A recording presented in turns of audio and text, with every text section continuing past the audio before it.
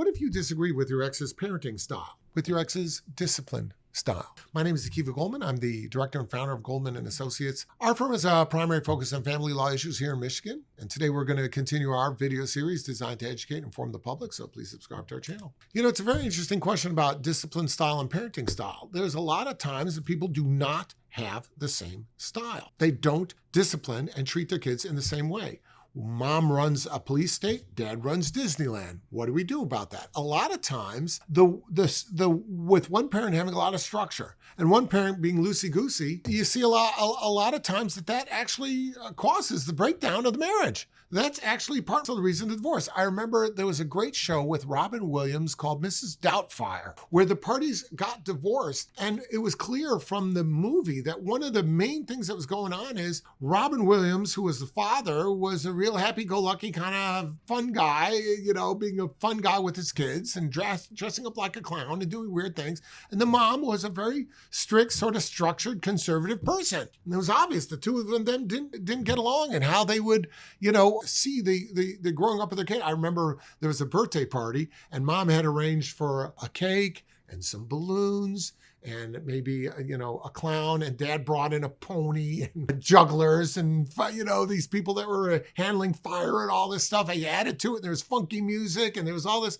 And the mom could not believe, she walked in, she could not believe what had happened. Different attitudes toward how we party, different attitudes about how we supervise, how we discipline our kids. And that can come up all the time.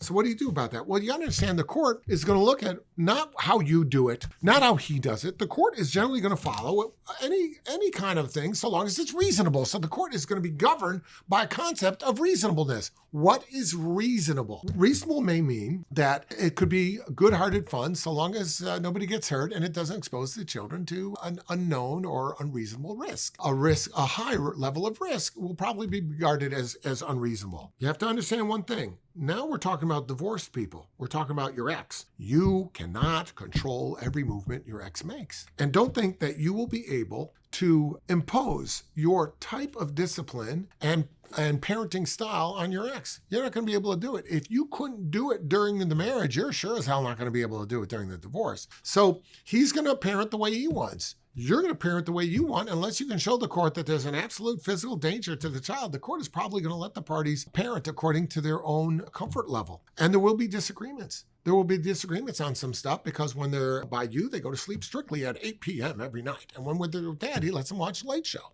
And maybe you finish dinner at 6 o'clock and snacks at 6:30 and he's letting me eat junk food all night. You're just not going to be able to police that and control that unless you can show that it is a fundamental harm to the child. And you're probably not going to be able to do that.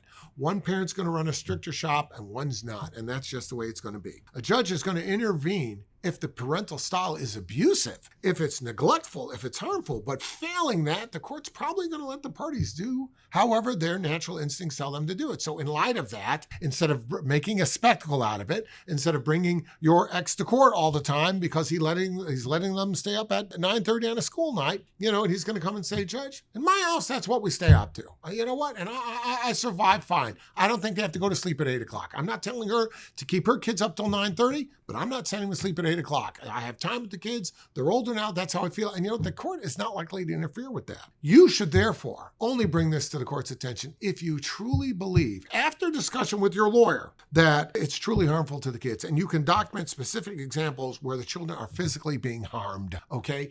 If you can show that, then the court will intervene. But failing that, it's best to just, you know, leave that out of the court system. It's best to try to explain to the children, look, I know the rules are a little relaxed when you're with mom. Try to remember you have to do your schoolwork, or the other way around. I know dad tends to run more of a Disneyland than I do, but please try to eat healthy and try to watch your younger siblings